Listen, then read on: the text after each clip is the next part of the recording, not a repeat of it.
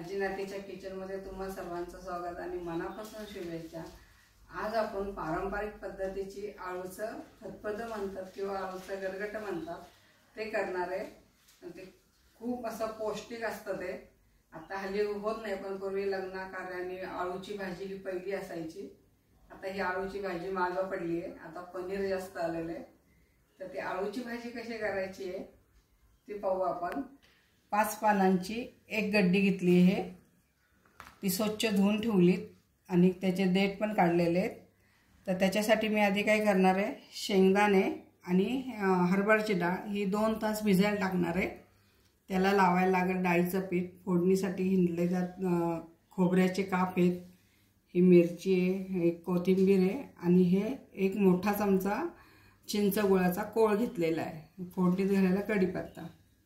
आता इकडे घेतली मोहरी, जिरे, धनेपूड मी एकत्र केली आहे। हा गोडा मसाला आहे, हिंग, हे लाल तिखट, मीठ, हळद आणि ह्या फोडणीत घालायला मेथ्या घेतलेल्या आहेत। परत इकडनं मोडपायची आपल्याला, असा रोल करायचा आहे आणि हे बारीक असे चिरून घ्यायचे आपल्याला। हे बघा,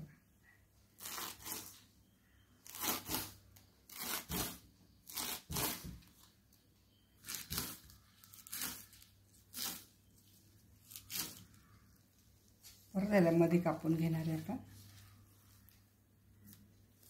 हे काय शेवटी मिक्सरमधनंच काढणार आहे।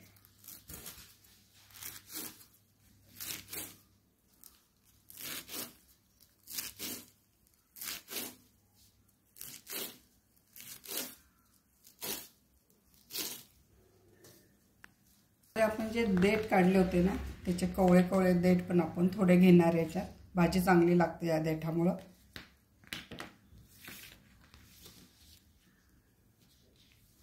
ते पण ह्याच्याबरोबर कापून घेणार आहे आपण।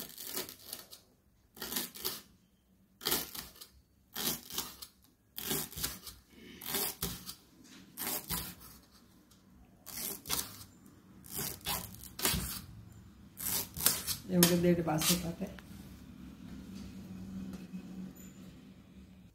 डाळ आणि शेंगदाणे घेतले होते ना, ते आता आपण 2 तास भिजायला टाकूया असे पाण्यामध्ये। चला, तर ही भाजी आपण तेलामध्ये नुसती परतून घेणार आहे। तर त्याच्यात आपण मेथ्या ज्या दाखवल्या होत्या त्या मेथ्या तेलात टाकणार आहे, मग आपण ही आळूची चिरलेली भाजी टाकणार आहे। आपण ज्या मेथ्या घेतल्या होत्या ना त्या ह्याच्यात टाकणार आहे तेलात। ह्याच्याने भाजी खूप छान लागते मेथ्या टाकल्याने। आणि त्यात ही चिरलेली भाजी टाकणार आहे आपण।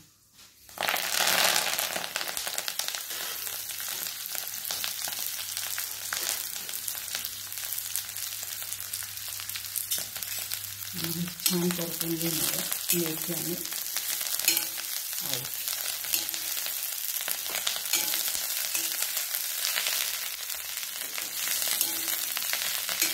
हे चांगली अशी परत खरपूस होईस्तोवर ही भाजी आपण परतणार आहे। आपण काय वाफवणार नाही यायची, असंच तेलामध्ये छान खरपूस करून घेणार आहे। बघा, तर मेथ्यांचा फक्त खमंग फळ सुटलं त्या तेलामधलं।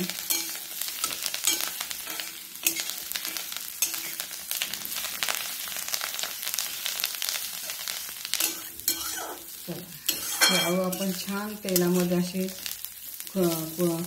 कुरकुरीत होसपर्यंत आपण हे परतणार आहे तेलामध्ये। आता आपली भाजी होत आली आहे, बघा कशी झाली आहे ते।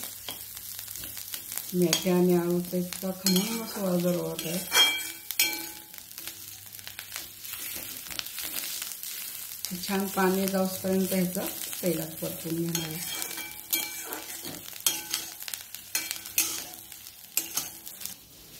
चला, इथं आपली आता भाजी छान परतून झालेली आहे। ते आपण थंड करायला ठेवणार आहे आणि मग मिक्सरमधनं काढणार आहे। चला, ही आता भाजी आपली थंड झालेली आहे। बघा, रंगही नाही बदलला, हिरवी गार भाजी राहिली आहे आळू। आपण ह्याला मिक्सरमधनं काढणार आहे।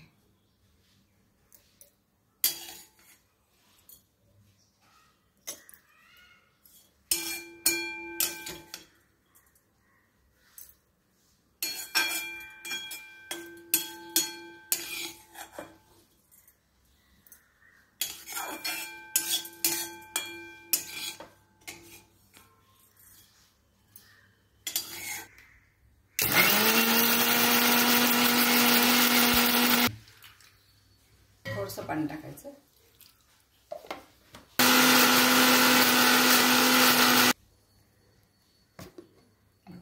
छान असं बारीक वाटून झालेलं आहे. चला आता इथं आपलं आळू छान वाटून झालेलं आहे. आता आपण त्याला फोडणी घालूया. 2 चमचे तेल टाकणार आहे.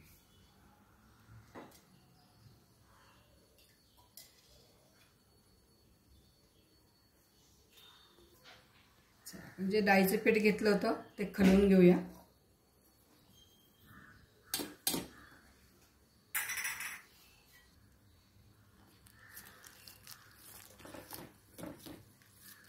म्हणजे गोठळे नाही राहायला पाहिजे. छान असं मिक्स करून घ्यायचं.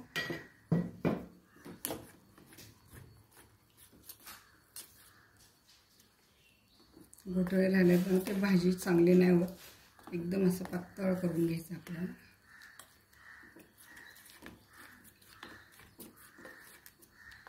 इतकं छान असं पातळ करून घ्यायचं पिठात. इथं आपलं तेल तापत आलेलं आहे. पहिले घालणार आहे मोहरी. 1 मोठा चमचा मोहरी.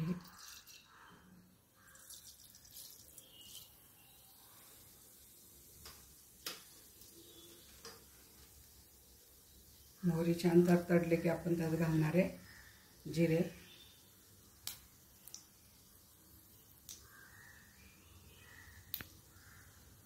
आता मोहरी छान तडतडली, आपण घालणार आहे जिरा.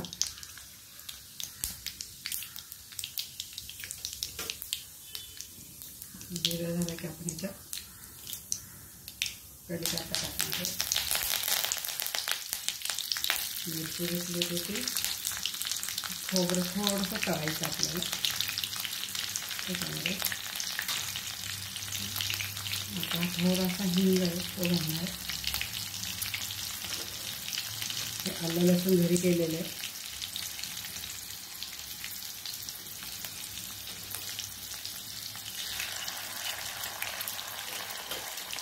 छान परतून घ्यायचं आपण.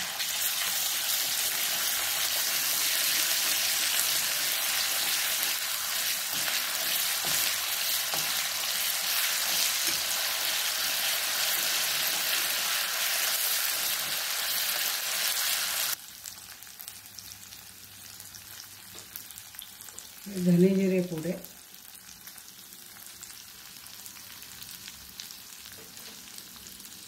हा गोडा मसाला आहे घरचा. आणि आता मिरची टाकली आहे आपल्या अंदाजाने. आपल्याला जसं तिखट लागेल तसं लाल तिखट थोडं.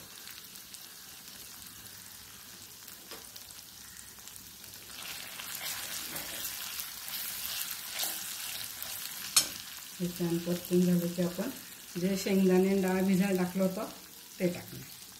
बघा असे भिजून झालेले.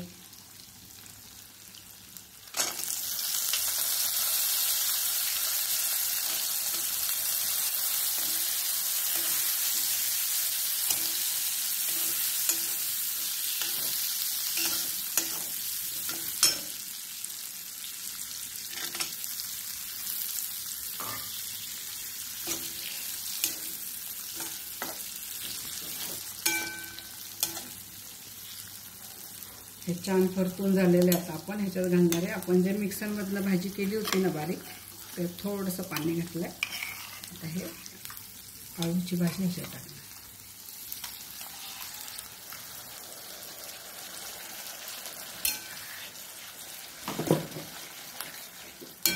छान झाली आळूची भाजी. खमंग वास होते सगळा. डाळ शेंगदाणे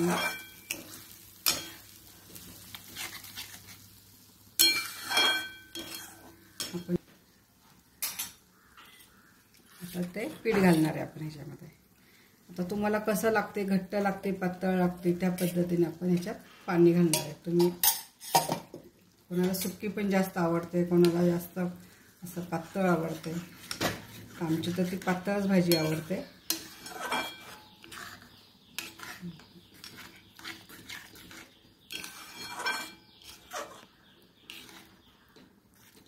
आता शेवटी टाकणारे हा चिंच गुळाचा कोळ.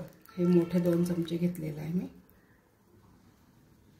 हे छान परतून घेऊ आपण सगळं.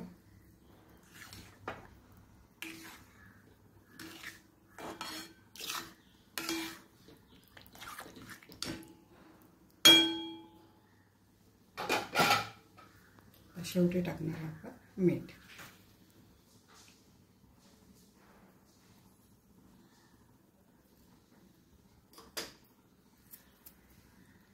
तर हे छान परतून घ्यायचं आहे सगळं आणि एक उकळी आणायची आपल्याला ह्या भाजीला.